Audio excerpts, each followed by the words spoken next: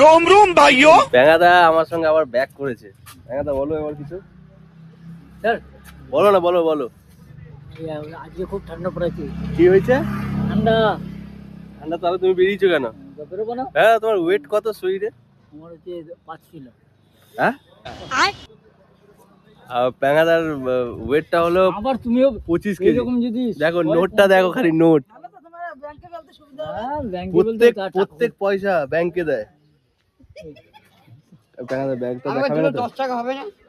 হ্যাঁ না, এখন 10 টাকা যদি আবার কেউ 3-4 জন দিলেই তো হয়ে গেল, বুঝলো না? আবার পঞ্চায়েত যদি 100 টাকা দেয়, আমার কিছু টাকা দেবে? 10 টাকা দিতে হবে। ব্যাঙাদা কিছু টাকা দেবে আমাকে? হ্যাঁ হ্যাঁ, হ্যাঁ, এদিকে তাকিয়ে বলো, আমাকে টাকা দেবে কিছু? আমাকে দিলে ভালো হয়। এত টাকা তুমি কি করো সেটা বলো, সত্যি কথা বলো। সারাদিনে তোমার মিনিমাম ইনকাম কত আছে? তোমার 10,000 টাকা? 5,000।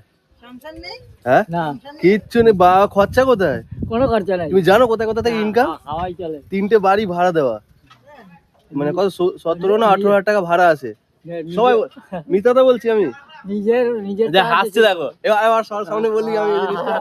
নিজের আছে, এখন আমরা হ্যাঁ। জানি না যে হ্যাঁ দা, কিন্তু সবাইকে বলেছে 23 তারিখে উনি কি, আপনার কি নাম?